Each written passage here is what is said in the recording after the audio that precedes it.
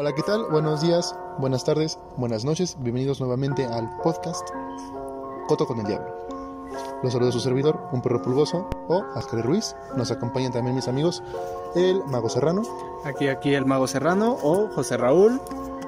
Nos acompaña también el licenciado protector espacial. Guardián espacial, se volvió a equivocar en el segundo programa. Gracias, ¿cómo está usted? Muy bien, muy animado porque este tema me gusta mucho. Perfecto, también nos acompaña la mamá consentidora del grupo, Mari la pastelera. O María Alvarado. También nos acompaña el señor de la puerta nuevamente, le dimos un descanso de su jornada, el señor Fernando de los cigarros. Hoy viene con la mente un poquito más clara. Claro. Eso esperamos. ¿Cómo le ha ido en la puerta, don? Mal, ¿Qué tal va la venta? Pesado. ¿Qué tal va la venta? Baja. ¿Ya no ha visto a su primo de las películas? ¿Del tianguis? Sí, por ahí anda. Creo que no pueda conseguir la de Once Upon a Time in Hollywood porque no la he visto. Claro, mándame el nombre por un WhatsApp y eso. No puede anotar, no tiene manos. Sí, se nos olvidó mencionarles que Fernando, el señor de la puerta, también hace falta manos. Entonces, se mueve por medio de... Tiene como unos palitos en sus muñones. De hecho, lo llamamos el forky de vez en cuando. Entonces, agarramos un triciclo y un carrito de supermercado, lo cortamos con unas pinzas y se lo pusimos en el pecho para que pudieran moverse. Y así tiene un palito, un palo de escoba, y ya con ese aprieta un botón, así alcanza un botón así. Y a veces nos queremos reír, le ponemos un garfio. Ajá, exactamente. En su cumpleaños le pusimos un garfio, fue una fiesta temática, pero bueno. Sí. Bueno, pasemos al tema interesante. Gracias por venir, señor Fernando. Con todas sus dificultades está aquí, trabajando. Un luchador. Un luchador de la vida. Exactamente, ahora te lo vamos a postar en Instagram. Muy bien. Entonces, el tema de hoy es un tema bastante interesante. Blade Runner, 1982, película de Ridley Scott. Es el señor que también dirigió la trilogía de Alien. Así es. Exactamente. Un hombre que sabe hacer universos. Claro que sí, como chingada madre no. Esta película es de 1982, dirigida por el señor Ridley Scott. Aparece también como el estelar, el personaje de Deckard. Es interpretado por el mismo actor que se me olvidó su nombre, pero hace Han Solo en Star Wars. Harrison Ford, muchas gracias. Película de culto. Para mí el mejor antagonista del cine. Claro, gran película de culto, criticada por muchos, alabada por otros, son tantos. Estuve revisando, se han hecho trabajos de tesis de titulación alrededor de todo el mundo, análisis semióticos y semánticos alrededor de esta película. Vamos a abordar esta película con un poco de lo que habíamos comentado el podcast pasado con respecto a Marshall McLuhan y las extensiones del cuerpo. Entonces, me gustaría empezar con el señor Mago Serrano. Dios, ¿qué decir de esta película? Yo creo que esta película es, como diría McLuhan, una extensión del ser. Habla totalmente de eso. Una historia de un mundo distópico, que la naturaleza ha muerto y ahora los humanos son parte máquina, parte humanos, y ahora hay réplicas, ¿no? Humanos más que humanos. Cabe señalar a los queridos podescuchas que la película trata exactamente de eso. Hay algo que se llama replicantes. Los replicantes son androides creados por el hombre con aspecto de hombres o mujeres que tienen, por así llamarlo, vida propia.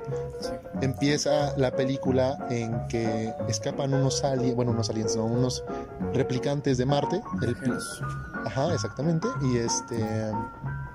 Y empiezan a hacer cosas más humanas, quieren tener como su propia vida, y hay unos policías especiales en el departamento federal que se llaman Blade Runners, que están encargados de cazar a estos personajes.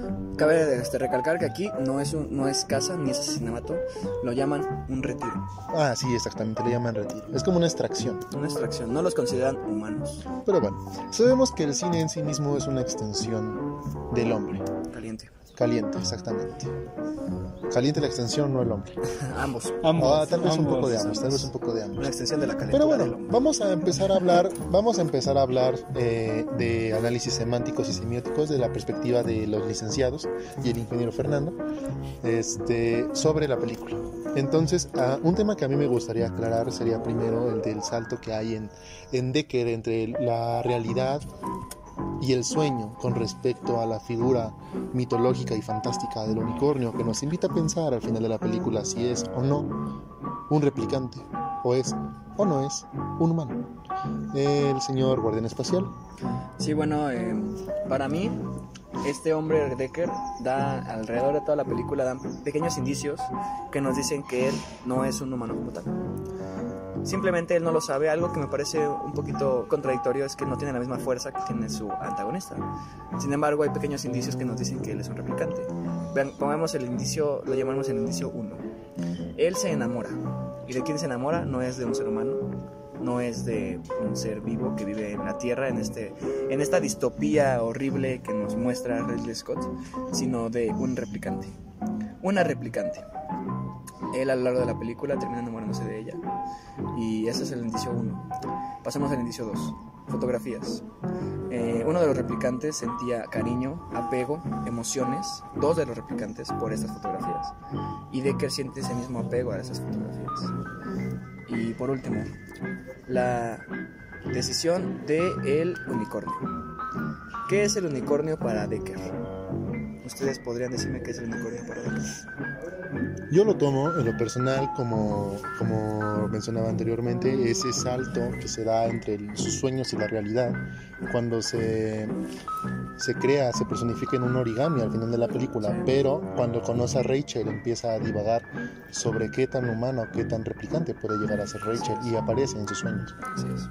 Tú podrías utilizar tu primer punto, que ama a una replicante, a su vez como una contradicción, porque Rachel no ama a Decker al inicio, sino es como te enseña a amar de una manera muy humana, y podrías utilizarlo Para a mí, la vez como...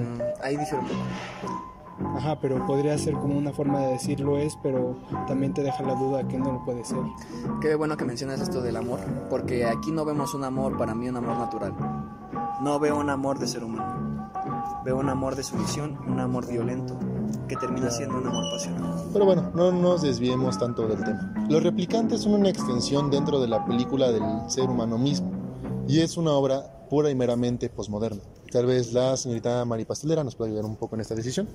Pues la película, para empezar, a mí no me agradó tanto. Muy bien, muchas gracias señorita Mari Pastelera por su participación.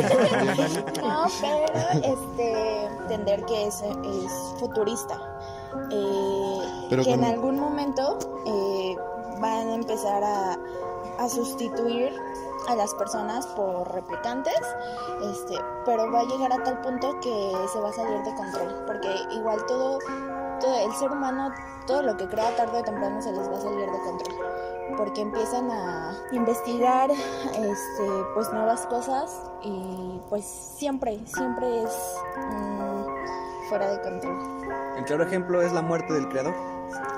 Exactamente, cuando este señor Roy Batty, que es un replicante, va a buscar a su creador, en este caso es una analogía del hombre buscando a Dios, respuestas, tiempo, pero cuando Roy Batty descubre que no le puede dar más tiempo, él lo besa, porque lo quiere, porque es lo que alguna vez significó todo para él, pero le sume los ojos en la cara para poder asesinarlo, y sigue su propio camino. Si eso no es posmoderno, alguien pega un tiro en la cabeza porque no sé qué. ¿Saben? Sería muy nietzscheano, ¿no? Dirían Sí, por ahí. bastante Muy nihilista. Nietzsche. Y bueno, algo que cabe destacar y que me gustaría señalar en este punto, y que es una opinión bastante personal, es que no creo que los humanos seamos humanos, sino que nos convertimos en tales. ¿La sociedad nos hace humanos? No, la sociedad no. La empatía nos convierte en humanos. Y ¿Pero bueno, quién nos enseña la empatía? ¿Es un instinto? No lo veo como un instinto, lo veo como una necesidad fisiológica de los que son realmente humanos. Veámoslo de esta forma. Cuando tú sientes tu odio propio, cuando te enfrascas a tu sufrimiento, te vuelves un ser egoísta, apático y narcisista. Pero cuando te enfrascas en el odio del otro, el odio de tus hermanos, te vuelves un ser conmiserado, un ser empático y un ser compartido. Esto se puede reflejar en la película, en la escena en la que Roy Batty salva al policía Decker de la muerte. Así es, eso es porque ambos compartieron algo. Yo podría, si me dejan participar, amigo licenciado, ingeniero Fernando, que la película apuesta a que el sentido de ser humanos está en el aprendizaje y en las memorias. Puedo basar mi opinión en el momento en el que el señor Decker conoce a Rachel y le tiene que hacer una prueba que se predestina a 15 o 30 preguntas, pero resulta ser una prueba con ella de más de 100. y duda si es humano o replicante, no le queda muy bien el caso. Justamente ahí, porque Rachel no es cualquier replicante, es una replicante a la cual se le han incrustado recuerdos de una persona que sí existió en algún momento. Entonces ella piensa, Rachel, que es esa persona, que no es una replicante, es una más, pero sigue siendo un cuerpo robótico, en una funda de piel. Pero entonces es un ser vivo humano. Exactamente, yo lo puedo poner así. La película trataría sobre eso. Lo que nos hace humano son nuestras memorias y nuestras experiencias en sociedad y en conjunto. Diría Marx, nuestra historia, ¿no? Nuestra historia. Nuestra historia. Y bueno, algo bastante interesante que podríamos destacar es cómo los replicantes, bueno, primero que nada la frase de Tyrell, más humanos que los humanos, y estoy completamente de acuerdo, ya que vemos aquí que los humanos agarran a los replicantes, que para ellos son robots sin sentimientos, porque ellos no le pusieron sentimientos, no fue decisión de los robots tener sentimientos, fue algo que se generó al paso de los años. Yo siempre he pensado que no puedes crear un ser vivo, darle conciencia de sí mismo y luego esclavizarlo. Te da el derecho a ti como ser humano, si es que eres un ser humano, de crear vida y luego esclavizarla a tus fines. Al mismo tiempo, ¿no sería eso también de alguna forma extraña? Exactamente, el instinto humano de la supremacía sobre el otro, ¿no? O sea, ¿tú piensas que por el contrario de la empatía, también la supremacía y el egocentrismo es lo que nos vuelve humanos? Exactamente, no la buena forma. Creo que también se ve un poco en la película, ¿no? En los planos abiertos y altos, superiores para las clases de la alta burguesía, si así lo queremos ver. No se dice en la película, pero sí queda se da a entender. Ajá, que cuando ves este empresario, pues hay un gran palacio para él, ¿no? Pero cuando decrece en sus investigaciones en el bajo mundo, en las calles, entre la prole, si lo quieren ver de esa forma, y son planos más cerrados, más oscuros, más húmedos. La supremacía del capitalismo extremo y el capitalismo tardío sobre las clases trabajadoras. Sí. O también podría ser, opino yo, nuestra necesidad de creernos dioses. A su vez. El ingeniero Fernando está levantando el palito de su carro. Y sabemos que quiere participar. Ingeniero, O quiere rascarse. ¿Qué opina usted sobre todo esto, ingeniero Fernando? El instinto humano del poder es indispensable también para la supervivencia del hombre. Si el humano no quisiera poder, no hubiéramos llegado a esta sociedad que tenemos hoy en día, y la película lo demuestra en ese sentido. Vamos a llegar a un tal punto que vamos a requerir crear más cosas para dejar una marca más de la humanidad. Muy bien, muchas gracias, ingeniero. Bueno, yo creo que todo esto que hemos estado hablando ahora puede concluir el podcast con más preguntas que con respuestas. Me parece correcto. Me gustaría, antes de que pasara eso, hacer una pequeña analogía. No sé si nuestros, reitero, radio escuchas, podcast escuchas, como ustedes se consideren, sepan o hayan leído alguna vez a Ludwig Feuerbach en La esencia del cristianismo. Este hombre yo lo relaciono muchísimo con lo que es McLuhan. ¿Por qué? En La esencia del cristianismo, el hombre ve a la religión como una extensión de sí mismo, pero una extensión de lo que él quiere ser. Dios es bueno, es voluntarioso, es empático, porque el hombre por sí mismo no puede serlo. Y sí puede serlo, claro que puede, pero solo si alguien superior a él, divino, lo es. Y pasa lo mismo con las extensiones.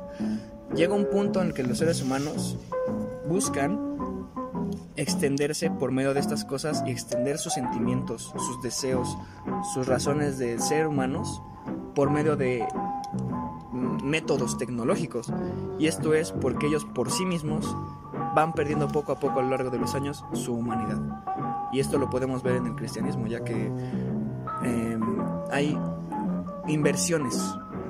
Por ejemplo, veámoslo de esta forma. El hombre es un ser deseoso, un ser sexual, un ser pervertido, y busca eso, suprimir esa perversión, esos deseos por medio de la religión.